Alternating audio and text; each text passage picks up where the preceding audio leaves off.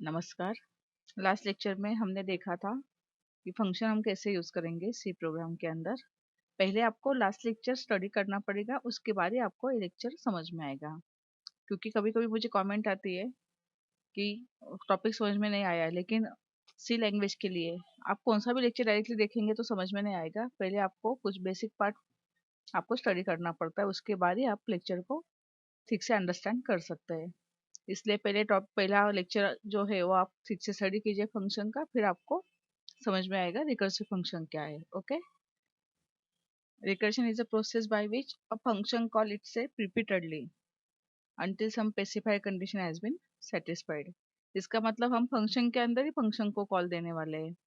लेकिन अब प्रॉब्लम क्या होगी, अगर हम फंक्शन के अंदर ही फंक्शन को कॉल देंगे तो इनफाइनाइट लूप में चला जाएगा या इनफाइनाइटली वो एग्जीक्यूट होगा। इसलिए जब भी आप रिकर्सिव फंक्शन यूज करते हैं, इसका मतलब यही होता है कि आपको फंक्शन के अंदर फंक्शन कॉल करना है। लेकिन उसके लिए एक रूल क्या है कि कुछ कंडीशन दीजिए, जब तक वो कंडीशन सेटिस्फाइड नहीं हो जाती तब तक आप वो रिपीटेडली फंक्शन को कॉल दे सकते हैं। अभी इस टाइप का फंक्शन हम कब यूज करते हैं, इन रिपीटेटिव कंपोजिशन, जैसे जैसे हमने रिवर्स ऑफ नंबर देखा था, factorial, Fibonacci series and power. इस केस में हम रिपीटेटिव फंक्शन या रिकर्शन यूज कर सकते हैं। बहुत सारी रिपीटेटिव प्रॉब्लम्स जो है वो आप रिकर्शन के फॉर्म में लिख सकते हैं। लेकिन रिकर्शन में वर्क कैसे होता है, एक्चुअली क्या होता है, तो देखते हैं हम। जब भी रिकर्सिव फंक्शन एग्जीक्यूट होता है तो रिकर्शन कॉल इमीडिएटली एग्जीक्यूट नहीं होता है। क्यों? बिकॉज जब जो भी प्रोसेसिंग होती है, जब हम रिपीटेडली फंक्शन को कॉल करते हैं, तब सारी जो प्रोसेस है वो स्टैक के अंदर स्टोर होती है। स्टैक एक टाइप का डेटा स्ट्रक्चर है जो लिनियरली डेटा स्टोर करता है। स्टैक में आप जो भी पुट करेंगे वो सबसे नीचे जाएगा, और आप जो भी न्यू न्यू ऐड करेंगे वो ऊपर ऊपर ऐड होगा। जैसे हमारा ब्रेड का पैक होता है, या plate plate peel of plate होता है, उसके अंदर जैसे आपको पहले वाली प्लेट पहले निकालनी पड़ेगी, फिर ही आप नीचे वाली प्लेट प्लेट निकाल सकते हैं। वैसे स्टैक होता है। तो जब भी हम फंक्शन रिपीटेडली कॉल करते हैं, तब फंक्शन एक स्टैक जनरेट करता है, और उस स्टैक के अंदर आपकी सारी प्रोसेसिंग जो है वो स्टोर होती है। Because they are place on stack until the condition that terminate the recursion is encounter. जैसे मैंने बोला, उसी फंक्शन में अगर हम उसी फंक्शन को कॉल देंगे तो प्रॉब्लम आएगी। इसलिए हम क्या करेंगे, कंडीशन देंगे। जब तक वो कंडीशन सेटिस्फाई नहीं होती तब तक हम जो भी प्रोसेसिंग कर रहे हैं वो सब स्टैक के अंदर स्टोर होगी। अब स्टैक का नेचर कैसे होता है, last in and first out. इसके एक ही पॉइंट से उसमें हम इंसर्शन भी करते हैं और डिलीशन भी करते हैं, जिसको हम बोलते हैं पुश एंड पॉप। ठीक है, डेटा स्ट्रक्चर में ये सब आपको डिटेल में आप जानकारी हासिल कर सकते हैं। अभी यहाँ पे जस्ट हमें स्टैक को यूज करना है। मीन्स हमें खुद को स्टैक नहीं क्रिएट करना है। जब भी हम रिकर्सिव फंक्शन कॉल करते हैं तो ऑटोमेटिकली बैकग्राउंड में मेमोरी के अंदर स्टैक क्रिएट हो जाती है। स्टैक का नीचे कैसे होता है, last in and first out data structure in which successive data items are push down upon preceding data items. और जब भी हमें रिमूव करना पड़ता है, या हम उसको पॉप ऑपरेशन बोलते हैं, जब भी हमें रिमूव करना पड़ता है आइटम स्टैक से, तो जो सबसे लास्ट गया वो सबसे पहले बाहर आएगा, और जो सबसे पहले अंदर गया वो सबसे लास्ट में बाहर आएगा। वैसे देखा जाए तो जब भी हम जब भी फंक्शन को पैरामीटर पास करते हैं तो वो पैरामीटर भी स्टैक के अंदर ही स्टोर होती है, और फिर हम उसको वन बाय वन कॉल करते हैं। तो देखते हैं अभी रिकर्सिव फंक्शन हम कैसे लिखेंगे।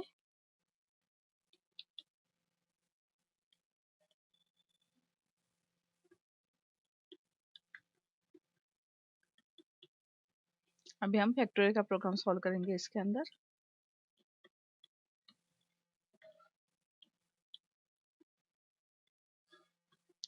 आपको जैसे देखना है कि रिकर्सिव फंक्शन कैसे कॉल होता है, तो आपको पता है कि मेन भी क्या है, एक टाइप का फंक्शन ही है।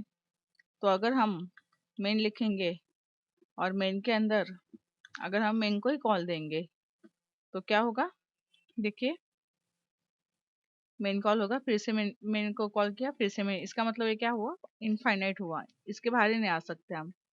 तो इसीलिए एक कंडीशन देनी पड़ती है, वो कंडीशन सेटिस्फाई होने के बाद फिर आप बाहर आ सकते हैं। जैसे यहाँ पे सपोज हमने लिया एक इंटीजर i इक्वल टू 1। यहाँ पे हमने बोला if i is less than equal to 5, sorry condition satisfy होनी चाहिए ना, ट्रू नहीं चाहिए इनिशियली, एक स्टेप में वो ट्रू होनी चाहिए। तो if I is greater than equal to 5 then return. Return करने के सिवा आप तो बाहर आ ही नहीं सकते। एल्स हम उसी फंक्शन में उसी फंक्शन को कॉल करेंगे और यहाँ पे देंगे हम आई प्लस प्लस। ओके, तो देखिए कैसे होगा एग्जीक्यूशन।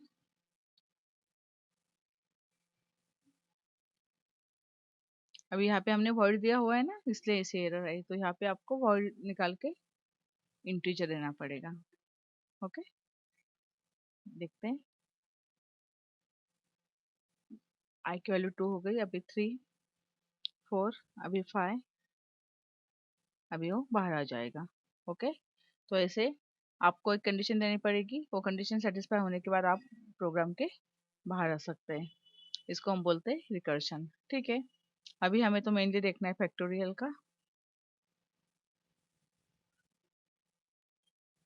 ओके, फैक्टोरियल का फंक्शन पहले हम डिक्लेयर करते हैं। यहाँ पे रिटर्न टाइप हम ले सकते हैं लॉन्ग फैक्ट, और उसको हमें पास करनी है एक इंटीजर वैल्यू। ओके, अभी मेन लिखना है। मेन के अंदर तो कुछ चेंजेस है ही नहीं, जैसे हमने सिंपल फंक्शन के लिए फैक्टोरियल कॉल किया था वैसे ही सेम वे में हमें यहाँ पे भी फैक्टोरियल को कॉल देना है।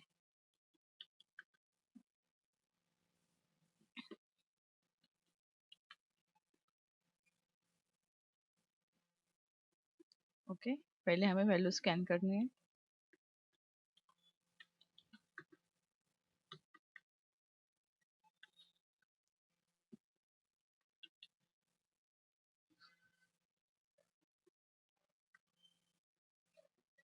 अभी जैसे हमने पहले कॉल दिया था वैसे यहाँ पे भी कॉल देंगे, F is equal to fact in bracket num. उसके बाद आप देख सकते हैं factorial is equal to percent L D right F. अभी जो भी हमारे रिकर्सिव आएगा फंक्शन, हो फंक्शन के अंदर आएगा। तो अभी हम इसको डिफाइन करेंगे।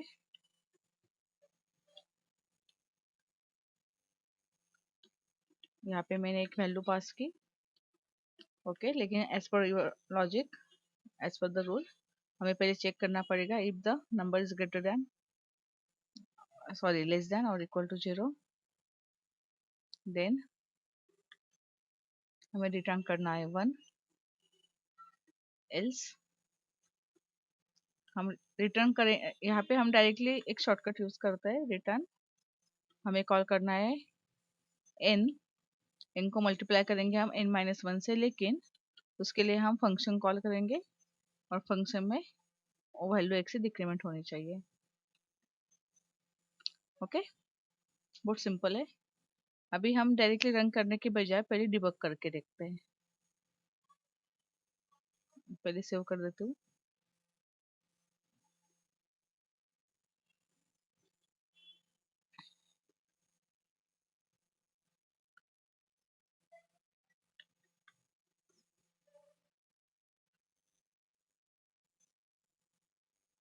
ओके, पहले हमने वैल्यू पुट की, सपोज 5 पुट की। चलिए, अभी कंडीशन फॉल्स है तो एल्स में जाएगा। अभी 5 × 4 होने वाला है। इसका मतलब अभी ये वैल्यू n-1 से कम हुई, तो अभी ये वैल्यू कौन सी होगी, 4 होगी। अभी 4 × 3, पहले तो हमारे स्टैक के अंदर स्टोर हो गया। 5 × 4 वो बाद में वो यूटिलाइज करेगा। अभी 4 × 3, इसका मतलब 5 × 4 × 3। अभी 5 × 4 × 3 × 2 × 1, और उसके बाद अभी वो रिटर्न करेगा। लेकिन जैसे हमने देखा वो इमीडिएटली एग्जीक्यूट नहीं करता है ना, इसका मतलब मुझे अभी यहाँ पे 5 टाइम डिबग करना पड़ेगा। 1 2 3 4 5, अभी वो रिटर्न होगा। एंड ये रहा हमारा आउटपुट। तो ऐसे हम रिकर्सिव फंक्शन को कॉल करते हैं। बहुत सिंपल कंसेप्ट है। और जब भी हम ये प्रोसेसिंग करते हैं तब ये कहाँ पे रिटर्न करता है, स्टैक के अंदर जाता है और स्टैक के अंदर सब वैल्यू स्टोर करके रखता है, इसलिए हमें फाइनली वैल्यू मिल जाती है।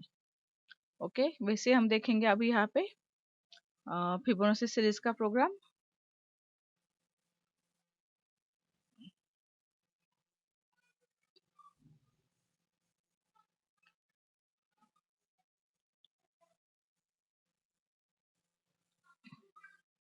ये ठीक से टाइप किया हुआ है। ओके, अभी यहाँ पे भी हमने लॉन्ग रिटर्न किया, फिबोनाची के लिए फिबो लिया लॉन्ग। आपको याद है ना फिबोनाची सीरीज क्या होता है? आंसर जो है वो पहले दो स्टेप के ऊपर डिपेंड रहता है, यानी पहले दो स्टेप के addition is equal to next step. आपको इसके लिए लूप का लेक्चर देखना पड़ेगा, उसके अंदर हमने फिबोनाची सीरीज सॉल्व की हुई है डू व्हाइल लूप के अंदर। ओके, फिर ही आप ये प्रोग्राम देखिए, क्योंकि आप डायरेक्टली प्रोग्राम देखेंगे तो समझ में नहीं आएगा। ठीक है, यहाँ पे हमने एक रिजल्ट लिया, एक नंबर चाहिए हमें और आई चाहिए। अभी ये आई क्या होता है? नंबर ऑफ स्टेप्स होता है, हमें कितने स्टेप्स ऑफ फिबोनाची सीरीज चाहिए। अभी हमने नंबर 0 से स्टार्ट किया, number is less than I, number plus plus, function को कॉल दिया और यहाँ पे फंक्शन का रिजल्ट प्रिंट होने वाला है। ओके, अभी हमने यहाँ पे वैल्यू पास की फंक्शन को, जब तक 1 नहीं हो जाती वैल्यू तब तक हमें रिटर्न करना है n को। ओके, अभी यहाँ पे हमने ऐसे रिटर्न स्टेटमेंट यूज किया, क्योंकि फिबोनाची सीरीज मैंने क्या बोला, पहले दो स्टेप की addition is equal to next step, इसलिए हम यहाँ पे क्या रिटर्न करेंगे, n-1 प्लस n-2। अगर हमने सपोज नंबर ऑफ स्टेप्स 5 दी है तो 0 से स्टार्ट होगी वो, 0 1 n। अगर 5 दी है तो क्या करेगा, यहाँ पे नंबर 0 है ना, इनिशियल 0 पास करेगा, 0 वैल्यू आ जाएगी, तो 0-1 क्या हुआ, -1, और -2 हुआ, 0-2 हुआ -2। तो पहली स्टेप अभी हमारे आएगी 0, फिर 1, फिर 0 + 1 1, 1 + 1 2, 2 + 1 3, ऐसे हम आगे आगे जा सकते हैं। ओके, देखते हैं। अगर मैंने 5 स्टेप्स दिए तो 0 + 1 1, 1 + 1 2, 1 + 2 3। जैसे आप नंबर ऑफ स्टेप्स ज़्यादा डालेंगे वैसे आपको आंसर आएगा। जैसे मैंने 7 डाले तो देखिए 7 स्टेप्स आए। 0 to 6 मीन्स व्हाट, 7। ऐसे आप रिकर्सिव फंक्शन में यूज कर सकते हैं। तो ये है हमारा सिंपल सा topic, recursive function. Recursive function और स्टैक, ये दो टॉपिक जो है वो डेटा स्ट्रक्चर में बहुत डिटेल में होते हैं। ओके, यहाँ पे सिर्फ हमने उसका इंट्रोडक्शन देखा है। ओके, नेक्स्ट लेक्चर में हम देखेंगे एरे। धन्यवाद।